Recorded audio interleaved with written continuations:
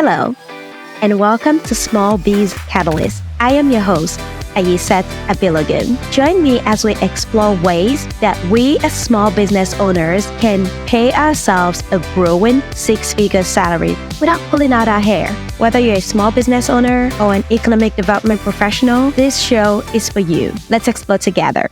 Hello, welcome to this episode of Small Biz Catalyst. On today's episode, we are going to learn how our mindset can affect our business growth and what we could do about it. Have you ever found yourself in a situation where you feel like you don't belong, you don't matter, or you shouldn't be there? And all of a sudden, someone tells you, you can do it. You should be here. You're here for a reason. All of a sudden, your mindset changes, your attitude changes, and you actually start to act like you belong, and you start doing things you never thought you could do. So many of you have listened to so many episodes of this podcast, or if this is your first time, welcome. That happened to me. In fact, last year, just a few months ago, less than 12 months ago, I had called, you guys know her, Remy Roy. I call her my sister friend, but she's more than that to me. And I wanted to start a podcast because I felt like my voice was being stifled and I wanted to share more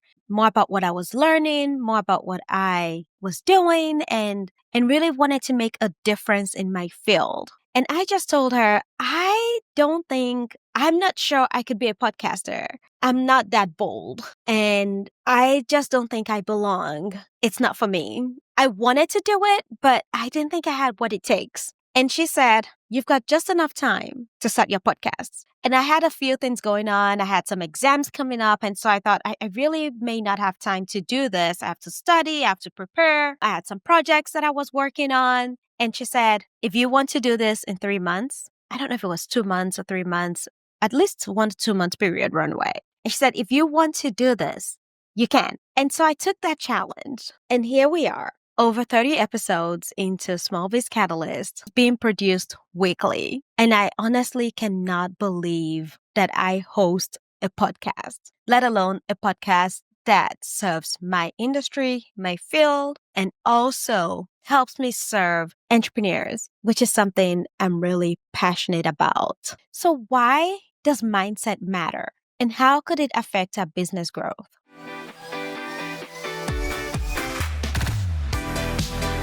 So let's pull down the curtains a little bit. Mindset refers to the way we think about and approach challenges, setbacks, and growth opportunities. It is the lens through which we view the world, and it determines how we react to both success and failures. In business, mindset determines how we handle failure and how willing we are to take risks, how we lead our team, and even how we respond to competition and market shifts. You probably know about the two common types of mindset we often hear about, the growth mindset and a fixed mindset. A growth mindset is simply the belief that abilities and intelligence can be developed over time with effort, learning, and persistence. With this mindset, you view challenges as opportunities for growth and setbacks as simply learning experiences. A fixed mindset, on the other hand, is the belief that abilities are static and unchangeable.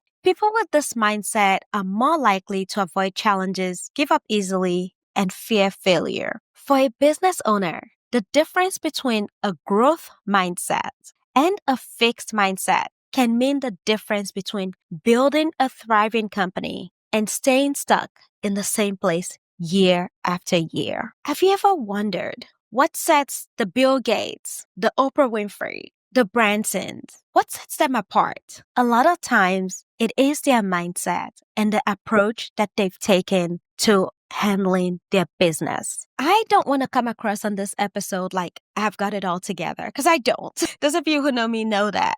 This episode was really born out of the fact that I was struggling this week with a task that I needed to do. And it's only Tuesday. I can't give too much details, but, working with a particular client, I didn't want to do a particular item. I just didn't want to. And so I had a team meeting yesterday. We talked about it. I knew exactly what I needed to do, but, I just admitted out flat. I'm like, I don't want to do this. I can't do this. I can do it, but I don't want to do it. And so today I woke up with the same thing and I thought, man, I should have done this yesterday. I really should have taken care of business yesterday so I could do other things today. Well, that spilled into today and I had to take care of it. Good news is I did take care of it. But the bad news is because of my mindset in that situation, just kind of like pushing things away that I could have done and gotten rid of, it affected other parts of my business. And so I thought, you know what, if I'm going through this, there are probably other entrepreneurs who are going through this as well. And I had to ask myself this question today. How is my mindset positioning my business? How is my mindset taken away from the growth that my business could experience? And there are times where we need to evaluate things, and there are things you shouldn't do. But there are some times where you really just need to kind of address and evaluate where you are mentally and what kind of mindset you're bringing to the table and how it could affect the growth of your business. So I'm going to talk about some of the clues that we can get from other successful entrepreneurs that we could apply today to help us continually create an atmosphere of growth and a mindset of growth that positively affects our business.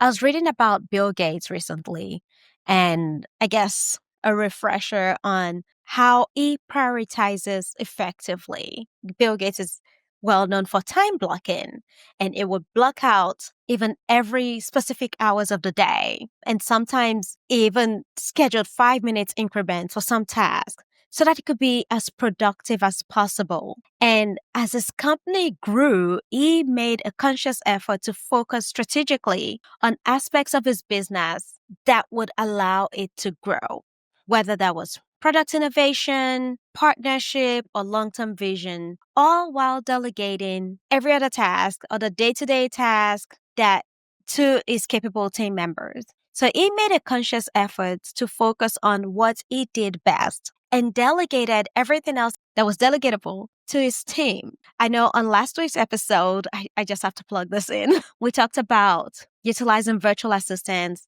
for business growth. If you find yourself with your heads in the weight or your heads down and you really can focus on the strategic things that are going to help your business grow, you should definitely consider hiring a virtual assistant. And our virtual assistant service would do just that for you because we have highly skilled professionals who want to support you so that you can do what you do best to grow your business.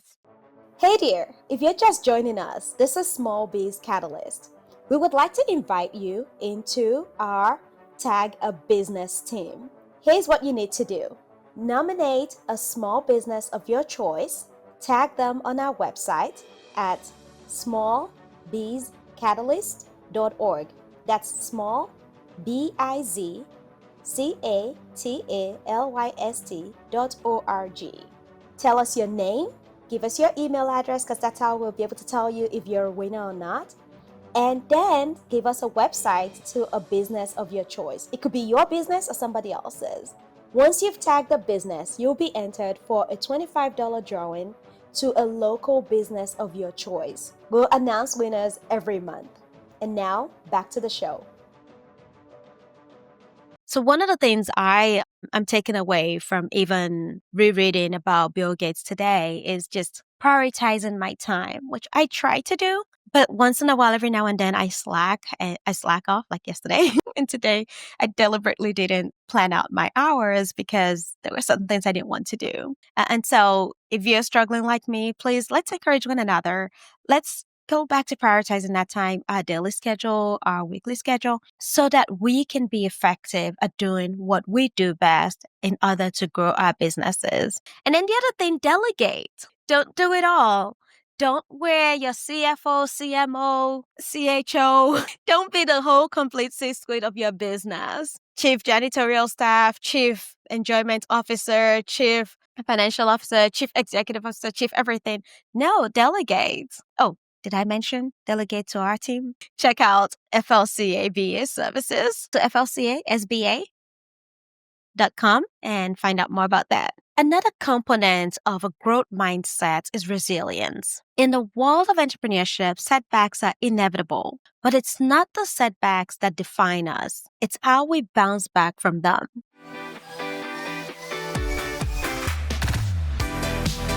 all I need to do, I think, is mention the name Thomas Edison, and you immediately know what I'm talking about. E, for me, just exhibits that power of persistence. Everybody knows him for the 10,000 experiments that failed. But we also know that quote, I have not failed. I've just found 10,000 ways that would work. And that is the mindset of resilience. From time to time, our businesses may take setbacks. And I tell myself, I'm like, yes, I've just figured out what I do not need to do. And so maybe we need to tell ourselves, okay, I found another way to not do this, or I am looking for a better way to do this. And just view those failures, maybe those times when things are not going our way, maybe we didn't close that deal, or we just couldn't resolve that particular issue. We've just found another way that didn't work. And with a resilient mindset, we could definitely find a way that would work.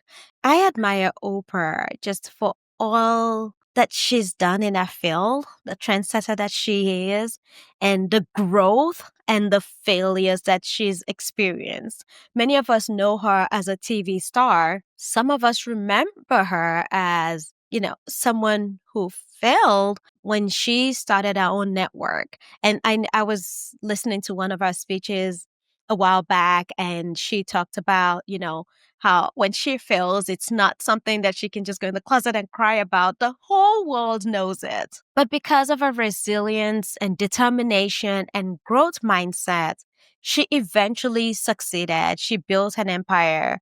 Not only did she leave the daytime show to build her own network, she actually built an empire, and she succeeded in building that network. And now she even has her own podcast, which, I mean, I know this is like a big hope, but I've always dreamed of having my podcast. And who knows, maybe I can hope to be on a podcast someday. I actually enjoy it. So if you haven't checked it out, you should. It's called Oprah's Super Soul Podcast. And I recently listened to one of the episodes where she had Dr. Thelman on it. And not only did she have a guest, but she also had contributors to the interview, to our podcast. And all I can think of was like, this is so Oprah fashion. Like the whole set, of course, is just completely enviable, beautiful, well done, and just so nice. And then, of course, the whole set, the TV screen she has where people can come on and ask the guest a question or say something or how that episode affects them. I just thought that was super really cool.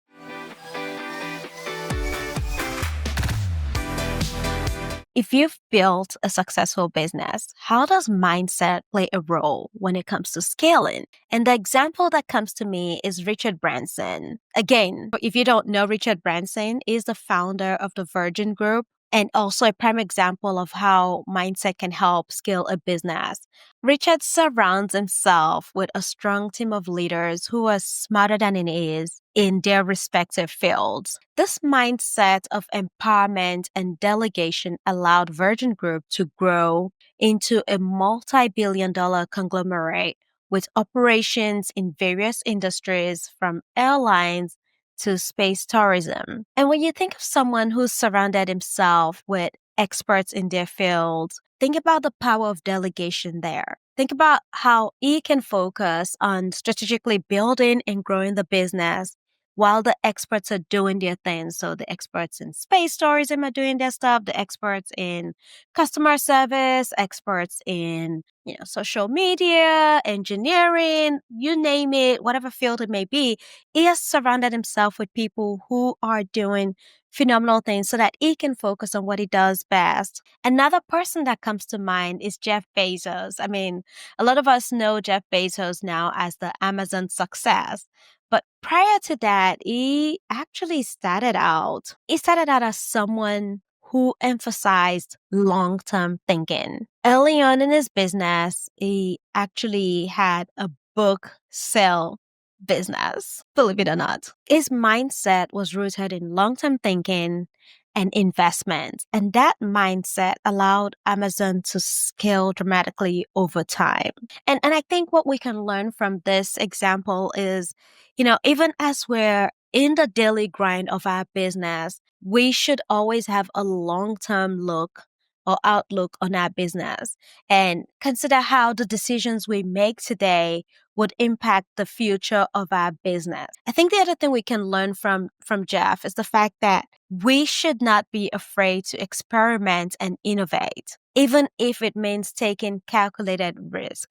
I mean, Jeff was willing to invest in projects like Amazon Web Services, and that has played a huge factor in Amazon's dominance in the tech space. So to wrap up today's episode, I just want us to remember that mindset it's not just an abstract concept. It's a powerful tool that can either fuel or limit our business growth. Whether you're just starting out or you're scaling a thriving business, cultivating a growth mindset, focusing on time management, building resilience are keys to long-term success. So in today's episode, our big takeaways to embrace a growth mindset, see challenges as opportunities for growth, manage time effectively. Let's prioritize high-level activities and delegate the rest. Let's build resilience, learn from failures, and use them to propel ourselves forward. And then scale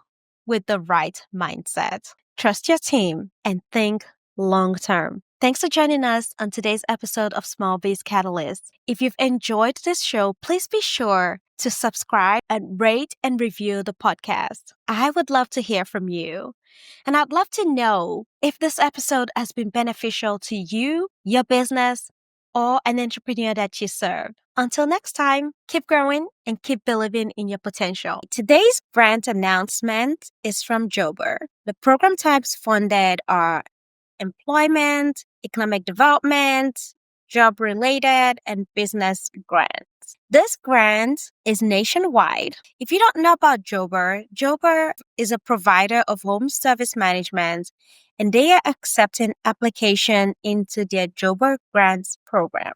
Grants are available to support and shine a spotlight on the hardworking entrepreneurs within the home service sector. Applicants asked to share what sets their businesses apart in the areas of excellent service, leadership, business acumen, and community support, and how they would further impact their local communities with funding. 15 home service businesses across 50 plus industries, including lawn care, plumbing, residential cleaning, and painting, will be awarded $150,000 in total. Finalists will be announced in August 2025. Recipients have the freedom to choose how to use the grants to support their ambitious business goals and innovative ideas. Whether a company is looking to purchase a new equipment, increase its marketing investments, launch a new service, or train their teams, funds from the Jober Grants program are designed to help small business owners be more successful. To be eligible, any home service business owner